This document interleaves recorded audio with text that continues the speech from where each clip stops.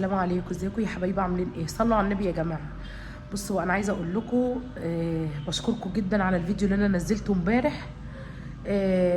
وانا رايحه اذبح وانا رايحه اجيب الخروف. بصوا انا مش عارفه انا بقول ايه. المهم انتوا فاهميني. طبعا عندي دور برد، البت جانا كان عندها برد وعادتني، وانا حاسه ان انا من كتر ما انا عندي برد حاسه ان الاكسجين مش واصل لي.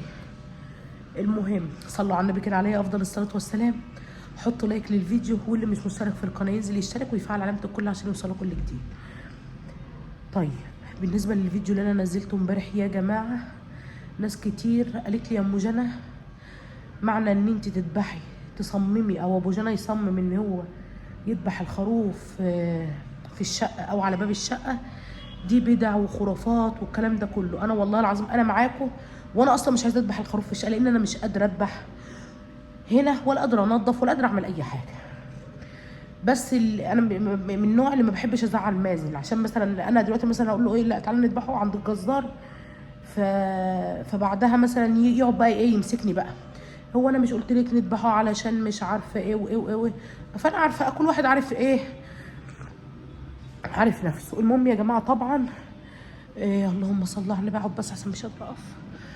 المهم عايزه اقول لكم ان انا لما نزلت الفيديو امبارح حبيت ان انا استفيد من التعليقات بتاعتكم، لان انا كنت مهما اقنع مازن مش عمري مازن ما هيقتنع. فانا عملت ايه؟ اول ما صحينا النهارده من النوم، لان انا لسه ما ذبحتش ولسه ما عملتش اي حاجه خالص، اول ما صحيت من النوم مسكت التليفون فتحته، خليت مازن قرا التعليقات. اما قرا التعليقات شات بقى تعليقاتكم بصراحه. فعلا انت عندكم حق، اللي بيعمل لله لوجه الله والنيه، عارفه والله العظيم، وانتوا كلامكم كله على عيني وعلى راسي، بس كل واحد وليه دماغ. فمازن ما كانش هيقتنع غير اما بقى وخليته شاف التعليقات كلها. المهم فاحنا دلوقتي لابسين ونازلين. عايزه اقول لكم ان انا امبارح عشان ناس كتير برضو قالت لي يا ام جنى الخروف ما عادش بيطلع، الخروف ما بيطلعش لحمه. الخروف ما بيطلعش لحمه لان بتبقى معظم لحمه الخروف بتبقى اللي هي الدهن وعظم. طيب انا هذبح الخروف اولا، ثانيا هجيب عليهم 20 كيلو لحمه، 20 كيلو لحمه حمراء، على اساس ان انا اما اجي ادي كيس لحمه ادي ايه، يبقى كيس لحمه كده، يبقى يعني العيال ما تتظلمش، لان انا اصلا من ضمن الناس اللي عندي احمد وريان ما بيلاقوا حته سمينه ما بيرضوش ياكلوها. فانا هعمل ايه؟ هذبح الخروف، يعني دلوقتي هاخدكم نروح نذبح الخروف، وحجزت 20 كيلو لحمه، وهنقسم بما يرضي الله. وبرده الدهنه، اسكت يا ريان، الدهنه اللي هتطلع من اللي هي الدهنه اللي هتطلع من الخروف من ليا برده هقسمها برده في كيس اللحمه. ليه بقى؟ لان بصوا اللحمه الضاني دي في ناس ساعات ما بتجيبهاش، في ناس ما بتجيبهاش، وفي ناس نفسها فيها. فانا هحط في كل كيس هو ان شاء الله هعمل الكيس كيلو، الكيس اللحمه هعمله كيلو. هيبقى فيه لحمه ضاني مع لحمه جاموسي صغيره مش كبيره، ماشي؟ اللهم صل على النبي. مع الحته اللي ديت احنا كده ايه، زمان اما كان حد بيجي يدينا حته ليا ضاني كنا بنفرح بيها. ليه بقى؟ لان بحطها في الفريزر، اعمل شويه ملوخيه باخد حته منها، اعمل يعني انا عندي جلاش ورقاق بس ما عنديش ليا. فانا عشان اعمل صينيه رقاق حلوه كده محترمه بنت ناس لازم تكون اللهم صل على النبي عليه افضل الصلاه والسلام، لازم يكون فيها حته ليا ضاني. فالمهم قلت بقى كمان فكرت في حاجه، فكرت ان انا اجيب شكرتين رز، واحط مع كيلو اللحمه كيلو رز. وعايزه اقول لكم ان المره دي هتبقى غير كل مره خالص، غير كل مره. انا كل مره مثلا يعني بدي مثلا ناس كده مثلا معارف جيران كده. فانا المره دي يا جماعه في نوعيه من الناس حابه ان انا افرق ليهم، اللي هم هقول لكم ايه بقى. عندنا في متغمر في ناس كده بتقف بعربيات او بموتوسيكل او بتريسيكلات، الناس من اللي هي الشياله الفوعليه، اللي هم بيطلعوا مثلا بيبقوا واقفين بالعربيه بتاعتهم او التريسيكل او الموتوسيكل، انا مش عارفه اقولها لكم ازاي، او فيسبا اي حاجه، بيبقوا واقفين في الشوارع في عز الشمس بيجروا على اكل عيشهم، اللي هم مستنيين حد يجي يناديهم يجوا مثلا يطلعوا انتريه، يطلعوا ثلاجه، يطلعوا غساله، الحاجات دي. فانا المره دي حابه ان انا ادي اشخاص اللي هي تستحق بجد، اللي هي الناس اللي واقفه في الشمس، الناس اللي هي الشياله اللي بتشيل وبتجري على اكل عيشها بصراحه. يعني الستات اللي قاعده الستات اللي واقفه في المحلات وسايبه عيالها وشغاله اليوم بيومه. فربنا يا رب يجعله في ميزان حسناتنا وحسناتكم. وهاخدكم بقى دلوقتي نروح نذبح الخروف عند الجزار، واجيب الشكرتين رز برضو نعبيهم عند الجزار. واللهم صل على النبي. ايه تاني؟ اجيب الشكرتين الرز ونقطع ال20 كيلو اللحمه برضو عند الجزار ونقسمهم. بس مش عارفه بقى هسيب اللحمه، لازم ان اللحمه تتشمع ولا انا خايفه يعني اعباها في ساعتها عشان عايزه الحق الناس ديت واوديهم حاجتهم. يعني انا حابه ان انا اذبح واعبي واودي للناس دي حاجتهم، بس انا خايفه الحاجه ما تبقاش متشمعه فتبوظ. فهشوف الدنيا فيها ايه. لو ما كانش كده نجيب اللحمه بعد ما نذبحها نجيبها هنا ونشمعها واكيسها ونفرقها. فخليكم معايا بقى لنهايه الفيديو نشوف احنا هنعمل ايه. وجزاكم الله كل خير. وطبعا انا بستفيد من التعليقات بتاعتكم، ما تفتكروش ان انتوا بتكتبوا لي تعليقات كده وانا بفوتها. ربنا يكرمكم يا رب ويوسع رزقكم. فطبعا بصوا انا اليومين دولت حق ربنا حق ربنا، انا يعني انتوا حتى لو تلاحظوا ان انا مقصره شويه في الفيديوهات، بس والله غصب عني، والله غصب عني. اي مازن هتروح تذبح خروف فين؟ في المحل هناك بقى. يعني انت كنت عايز تذبحه على فين؟ انا كنت عايز اذبحه في الشقه صراحه على عدد الباب، بس يلا بقى في المحل. يا مشعوذ، النية لله، يا مشعوذ، النية لله، يا مشعوذ. لا مش مشعوذ ولا حاجه، بس يعني بيقول لك هتجيب الجن والعفاريت هنا، يعني جاي ربنا يسترها. المهم يا جماعه، فاحنا دلوقتي هنروح بقى نجيب شكرتين رز. هنروح نجيب شكرتين رز ونقطع اللحمه ونذبح الخروف ونشوف الدنيا فيها ايه. وخليكم معايا بقى اتفرجوا كده وطبعا انا بستفيد من تعليقاتكم، وان شاء الله ربنا يجعله في ميزان حسناتكم وحسناتنا ويبارك لكم في عيالكم ويكفيكم شر ولاد الحرام وشر المرض. هنقول ايه؟ وادعوا لي بقى دعوه حلوه ان بصوا ربنا يقومني بالسلامه. مثلا انت ما قلتليش تصل في ورا الفيتامينات بسرعه. المهم يا جماعه، فعايزه اقول لكم انا مش عايزه اجي على نفسي اليومين دول قوي، مش عايزه اجي قوي ولا انا. بص انا اصلا بصحى من النوم في ثانيه ممكن تلاقوني ابقى حلوه، في ثانيه تلاقوني اتحول خالص اللي هو تعبانه مش قادره. فان شاء الله الايام دي تعدي على خير، وان شاء الله اعمل لكم فيديوهات حلوه. بس اولد، بس هو الموضوع كله واقف على اني خلاص اولد والدنيا هترجع ومجال هترجع زي زمان. لان انا بصوا انا ما بعرفش، الناس كلها بيجي لها اكتئاب حمل بعد الحمل، وانا بيجي لي اكتئاب حمل قبل وبعد. ما اعرفش هل هيجي لي بعد، لا بس انا بعد ديت لو وصلت ان انا اسيب اسلم النونو لمازن والعيال وكده وهو بقى مع نفسه يربي. انت بتسالني على الريان يا مازن؟ يلا يا حبايبي كملوا معانا الفيديو ومع السلامه. لا مش مع السلامه، كملوا معانا الفيديو. بصوا الخروف اهو، بس لسه بقى مش عايزه اجيب الدم عشان كده غلط. ماشي يا جماعه، احنا الخروف اتذبح اهو. فاهم؟ احنا ممكن نجيب لكم رجله بس رجله عشان الدم ده غلط. في نفس الوقت هنقطع ال 20 كيلو لحم. فاحنا دلوقتي جايبين شكرتين رز هناخدهم نعبيهم كيلوهات على بال ما ده يتخلص ويتشمع نكون احنا عارفين هو بيتشمع في قد ايه؟ هو بيتشمع في قد ايه يا ابو مروان؟ نص ساعه يصفوا ميته ودمه. طيب يكون ده يعني طبق متظبط كده، اللحمه زي ما انتم شايفين اهي. الصلاه على النبي. تعالى بقى كده يا اخوان كده ما نفتحش كده الرز دي. البتاع ده متشفر. زقه كمان، زقه.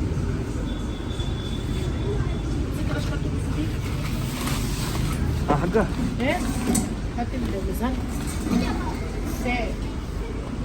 ما هو متشفر زي بس لا مش متشفر. ما هو يلا شفر.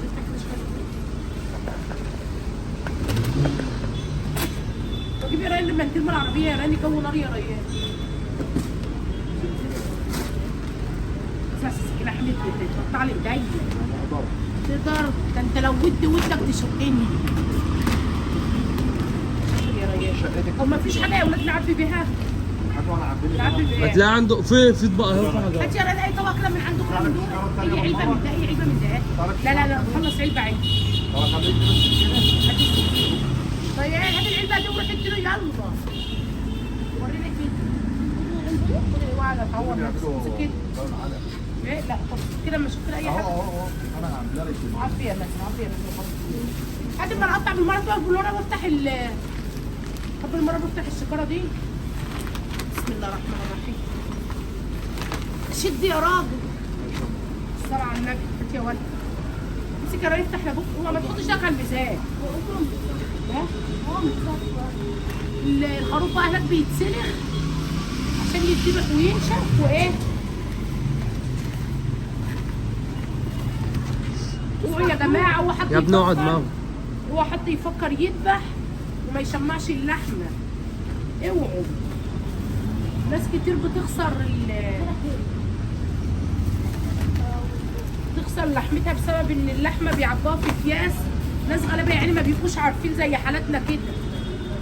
حصلت معايا والله واللحمه كلها ازرقت وباظت. لازم ان اللحمه تتشمع. سكري روحي تدوس السكينه بتاعتك.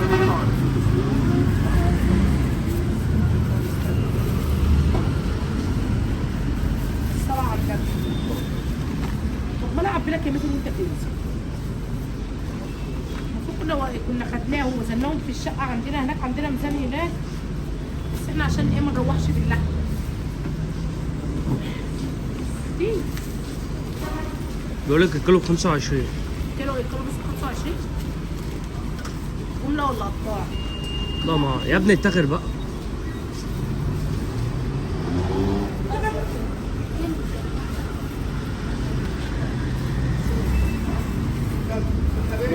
كيلو ايدي ميزان يا مازن. مازن ربنا يديك الصحة يا عم جابر. بقول لك ايدي ميزان تقول لي ربنا يديك الصحة يا رب. ولا من تحت ضرسك؟ بقول لك ربنا ياخدك. ربنا يديك الصحة يا عم جابر. بقول لي ربنا ياخدك. انا بقول لك كده. انت بتقولها في سرك يا مازن. بتقول إيه؟ شوف يلا يا ريان. كيلو. كيلو. الصلاة على النبي. الصلاة على النبي. ولا سحر ولا شعوذة ولا معايا كوباية ولا طبق. هي خالصة مخلصة لوجه الله يا ولاد. انت لا ابوك لا والله. كيلو. هي مازن. هي مازن حط ايه بقى؟ كيلو. ده هيشيل يا خراب. خلاها بس 95. عشان يبقى يطلع 50 كيلو رز. الصلاة على النبي. بصوا يا جماعة نعبوا الرز واقعد اتخانق انا وهو. وبعد كده ايه يكون الراجل سلخ الخروف وجاب سلخ وقطعه. هو بصوا يا جماعه. بصوا هنا اللحمه ديت اللحمه اللي الجاموسه عامله ازاي. بصوا عامله ازاي. احنا كده اللحمه دي بنقطع منها الحمراء مع الضاني. هي الضاني الصلاة على النبي. ده معروف اهو بيقطع منه. وهنكيس بقى ايه يبقى احمر. كده بتكيس 20 كيلو مع الخروف. لان لو على لحمه الخروف مش هتبقى ايه. الصلاة على النبي. والرز هم عارفين كل حاجات بسيطه يعني. الصلاة على النبي. كده معانا يا ابو مروان. انا شفت عبد الوهاب. وانا لو كنت مش عارفه اسمه. انا مش عارفه اسمه. لكن انا هاخد مش هسلك فيه. انا بتكلم ان انا اقسمها هنا اقسمها هنا. خلي بالك تعالى.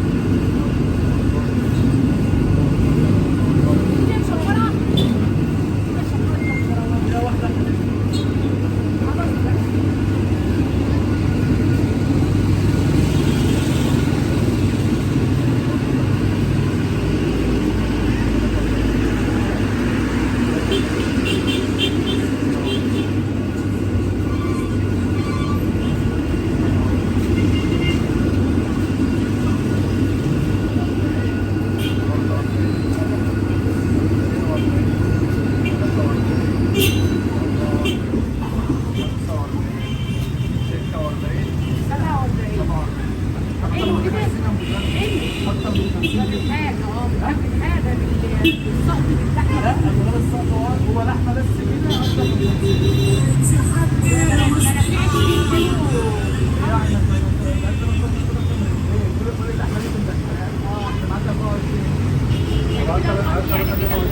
الخروف طلع قد ايه؟ استنى بس يا خروف 50 كام؟ 50 وانا جايبه 20. 50 كام؟ عدد 24 وزن 44 47 لا لا لا. بصوا يا جماعه، طبعا اللي كيسه احنا لسه مخلصين شمعناها وكيسناها. هنحط في كل كيس. طبعا احنا مش هنطلع بقى الشقه. كيلو رز وكيلو لحم. ماشي، واخدهم بقى احطهم قدامي ايه في العربيه كده. كيس اصفر. طبعا لو احتاجنا اكياس سمره من البيت، عندي اكياس سمره في البيت بزياده. خد يا ريان، حط لي الحاجات دي في العربيه قدام. حط ده في الارض كده جنبك. لا لا امسك كده. ولا بصوا اللحمه برضو خدت كيس مقطوع. كيس مقطوع. عايزه اقول لكم اللهم صل على، برغم ان احنا جبنا 40 كيلو لحمه، جبنا 40 كيلو لحمه جاموسي، بس حاسه برضو ان هي هو الضاني بيبقى كده يا جماعه. بس بصوا اهو بصوا عامل ازاي. والله العظيم يعني مش عارفه اقول ايه. ان شاء الله بعد كده اما نيجي بقى نذبح حاجه نبقى ايه، وسع يا ريان، هنبقى نذبح عجل على طول، او نشترك في نص عجل في ربع عجل زي ما الناس ما بتعمل. زي ما الناس ما بتعمل. عايزه اقول لكم العجل كنا ذابحينه في العيد بالصلاه على النبي، بالصلاه على النبي كان ادي لها مال بتاعه. ابوك مين اللي شدني؟ انت اللي شدتني. عايزين قبل المغرب عشان الجو حر اللحمه ما تنزلش ميه. يلا هناخدها بقى نفرقها. انا عارفه ان في ناس هتقول لك ايه، كيسايه مجنى وعناها في الفريزر. اللي بيني وبين الحاجه دي ربنا، محدش هيتحاسب مكاني. وفي نفس الوقت وفي نفس الوقت كل واحد ونيته. كل واحد واقف. احمد ايه يا احمد؟ حاجه ده بس دبابيس؟ لا البتاع دي اتجوز كده شويه عشان عماله امط فيه. يلا يا جماعه نشوف وشكم على خير. طبعا انا مش هينفع اصور وانا بفرق يعني. يلا سلام عليكم.